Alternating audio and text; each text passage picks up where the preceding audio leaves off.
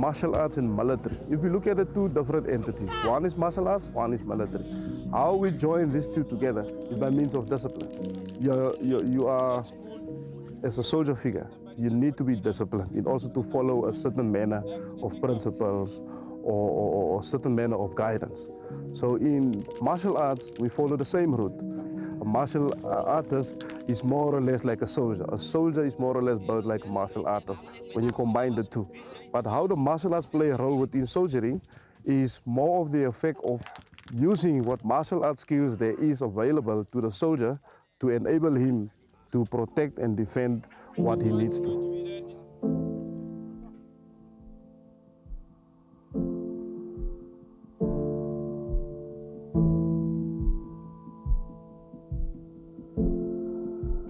We started with a course initiative actually in 2008, where we realized that we need the capability within the defense force to build around the soldier, not only using weapons, but also defending himself.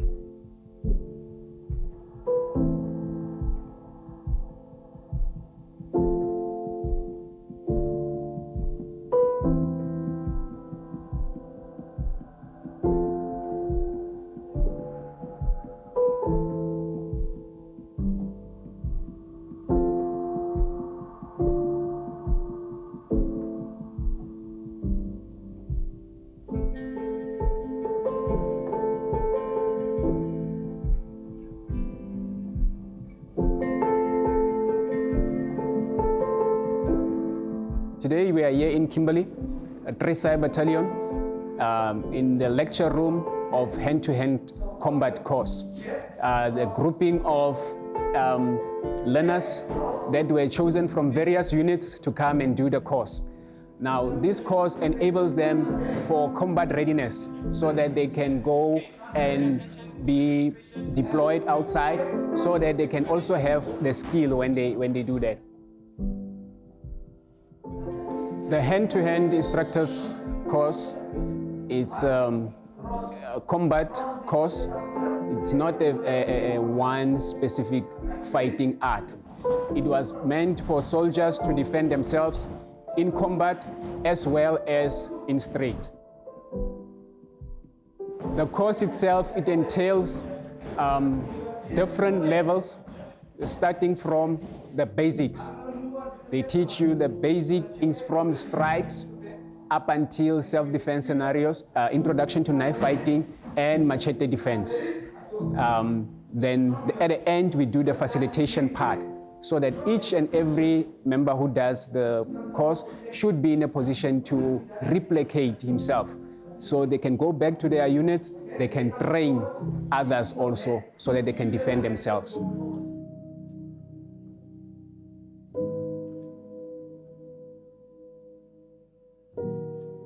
If we talk about the profile of a soldier, where he starts from, then this is one of the routes of which a soldier finds himself to align himself with regards to that BMT outcome. To say that once he's finished with the basic military training, he completed that phase. The skill that you have learned, how do you apply it physically now to overcome the situation or either to neutralize the situation? Prior military, I already was involved in martial arts, having a good background on it with different martial arts skills such as JKA, kickboxing and boxing. It triggered me more when I came to the defense and we started with the Taekwondo course. So on that course, we incorporated most of the things. How do we look at a self-defense environment? In 2011, we got a call out from our ETD department to say that in order to enable a soldier to defend himself without weapons or with weapons, what can we design to enable a soldier how to do that in a battlefield? So we looked at a variety of specialists, which was grouped together with the ETD specialist at that time. And then we do the outlay of building in all these special art skills into it, up until we got the proper profile of how a soldier should look like.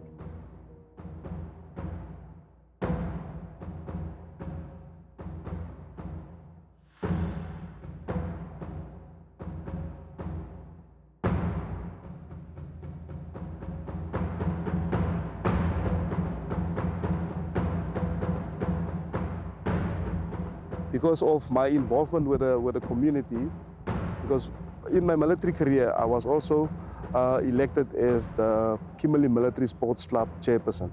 And that role gave me a platform where I engage more with government organizations, schools, etc., and so forth. That is where it started to inspire me to see that the need for what we have inside the military is also a need that the community outside, there's a bigger need there. Even though I'm no more like physically in the military itself, I'm still a soldier at heart.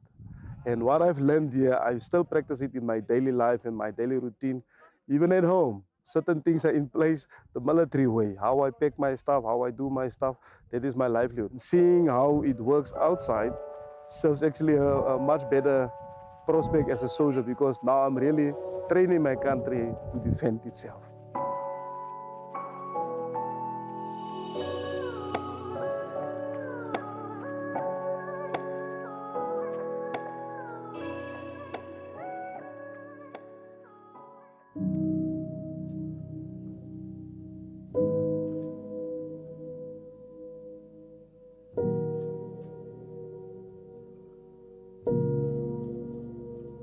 We are here at the Gunners Memorial Site where sadly in 2007, on the 12th of October, we have suffered a great loss of our 11 members from ADA.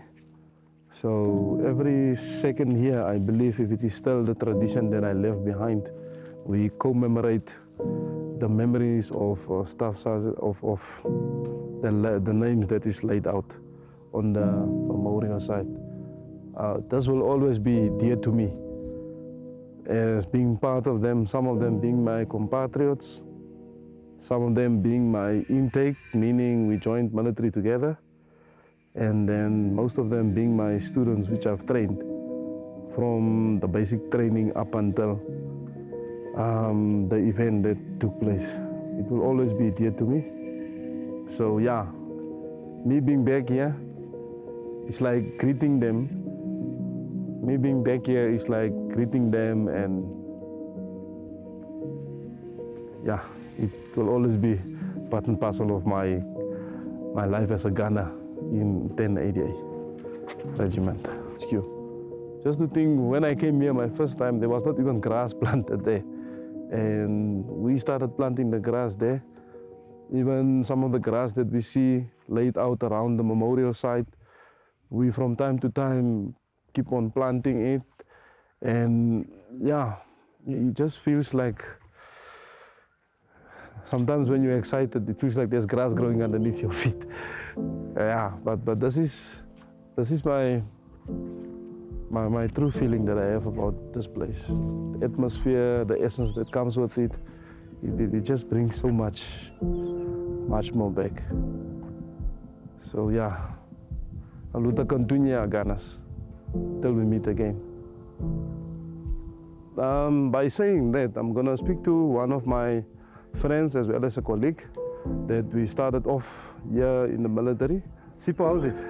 I'm fine, yourself? Good, man. Okay, thank you. Good. We can have a sit down and we can just discuss. Yeah. For me, it's actually quite exciting to come back every time. You know, when I come in by the gate, look at the place itself, looking around, just gives me that wowness. It's still there. I always welcome you. It is still there. Yeah. Since I left here, we had a lot of programs that we normally do annually. Yes, preparing for fitter soldier, preparing members for gun run, as well as PTI course, courses, of which we are the specialists in it actually. Okay. Yeah. Can we start with one? Okay. No problem. Can you give a brief explanation what fitter soldier is all about? So fitter soldier is one of the competitions that is boosting the morale of the soldiers, Navy, and there will be 4 arms of service. Then we're competing against each other. Then that's what is boosting the morale of the soldiers on the ground, because at the end, once you're in love with fitness, you need to compete now and then. You can't stop. It's like a habit. Once you start, you'll never stop. Every year, I know what is expected of soldiers, because it's all about the strength, speed, power, and endurance. In 2008, it's the first time that I met you. Part of the instructors that you trained us. Then at the end, you motivated us, encouraged us, as you saw my capabilities also. You encouraged me so that I can be more involved physically. Now, since I know how things were done, because me and you, we traveled the whole South Africa, competing and participating in all these physical activities. Like, according to me, you helped me a lot with the experience and knowledge that you shared to us before you left us. The legacy that you left, you are also passing it to the next generation. Every year, we have to get members and encourage them and guide them so that they can know what is expected of them and know that training sometimes it gets extreme. But if you're committed, nothing is impossible. So as long as I'm also in the military, that is what I would love to share. All the knowledge that you left us with is what I'm also going to pass to the next generation. My investment and the investment the military made in me made me proud where I am today. We are here to aim high and to go forward. Where we are, wherever we find ourselves, is always a pinnacle point to say, let's grow together. Rodepan Primary in particular. That's where I went to as a primary. That is my school. That's where everything started, actually. With me also coming back as one of the oldest learners there, implementing the training sessions, administering it to the kids, as well as talking with some of the teachers there, giving them the opportunity to get on board, try it out, learn from it. It was really an emotional moment. Then you're gonna sit on the horse. Hana? Hull! Hana? Hull! Hana? Now we're gonna pull back. Okay, Hana? Hull! Here. Hands on the hips.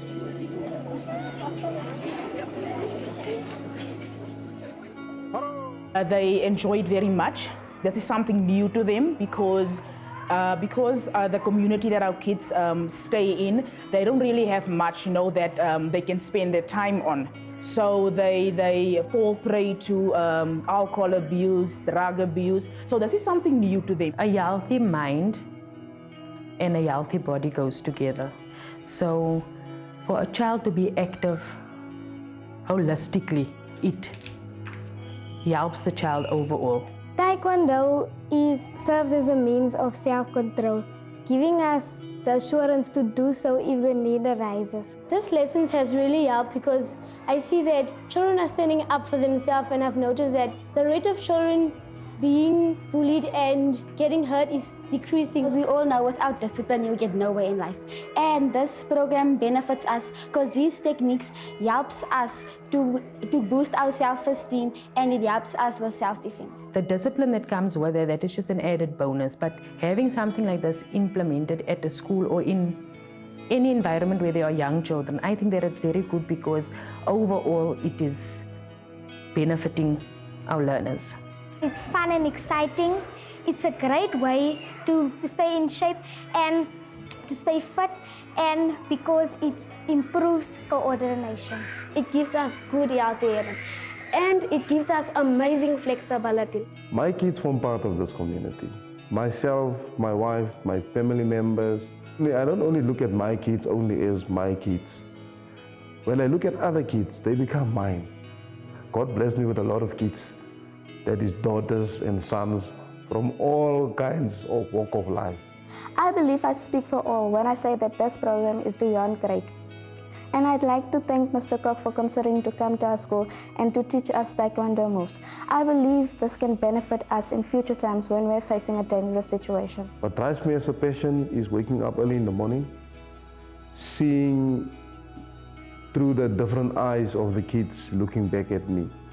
Because to paint a picture here, if I stand in front of 100 kids or students, it's about 200 eyes looking back at me, and I only have 2 looking at them.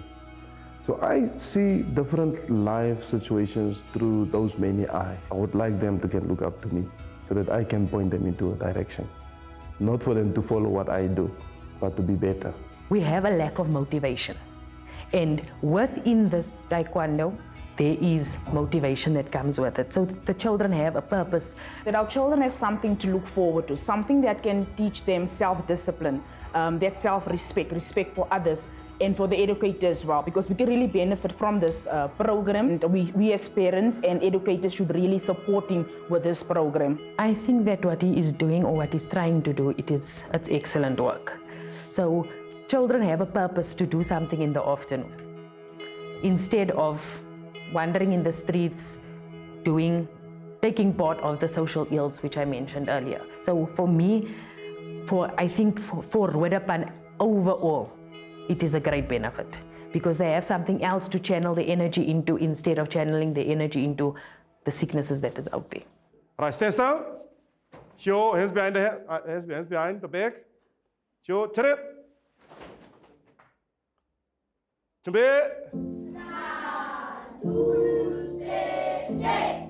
Taekwondo oath. Taekwondo oath. I shall observe the tenets of Taekwondo. I shall respect my instructors and seniors. So in 2018, we had the Armed Forces Day in Kimberley, of which KMSC itself played a big role in organizing with the local sporting departments the sporting codes for kids from most of the Northern Cape schools that was called out. I believe we had about close to 8,000 participants from the schools around the Northern Cape. And it struck my mind right then. So I eventually left. First thing that I did when I came outside, I joined forces with our localized NGO. It is the Love Life Center. It is situated in Discodia, the community where I also am. And I started sharing a lot of ideals, sentiments, ideas, and did community outreaches with them, of which that actually guided into the direction of where I wanted the academy to go. We see our kids engaging with other kids. They are not only able to learn from the class, but they are teaching other kids at home as well to play nicely and to be human at all times, to remember that they are kids and they need to be human and not to be angry. The Taekwondo program is designed to be suitable for the kids from the young age as from 7 years.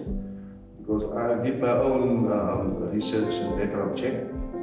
The kids on the age younger than 7 years, they struggle to concentrate. Of which in Taekwondo training, we need them to really concentrate, focus, and put their mind and physical manner or matters into action. When I joined this class, I started to build self-confidence on myself, and Master taught me that I should never be afraid.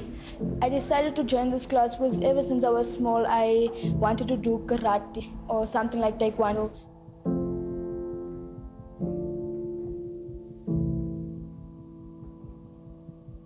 Even now, based on how my heart is, my mind is still there, my heart is still there as a soldier, and the sadness in a way is for what more could I have done? What other initiatives is still out there which I'm currently using that could be implemented? And that saddens me a lot. But it also excites me in a sense of the knowledge that I left behind. With those, I believe it's in good hands. It will grow definitely in strength in the forthcoming years. And with me still sharing some of the knowledge that I have with them, I believe that type of relationship will always be there. I'm of the opinion of saying, if I could have fought for the country, why not train the community to protect themselves?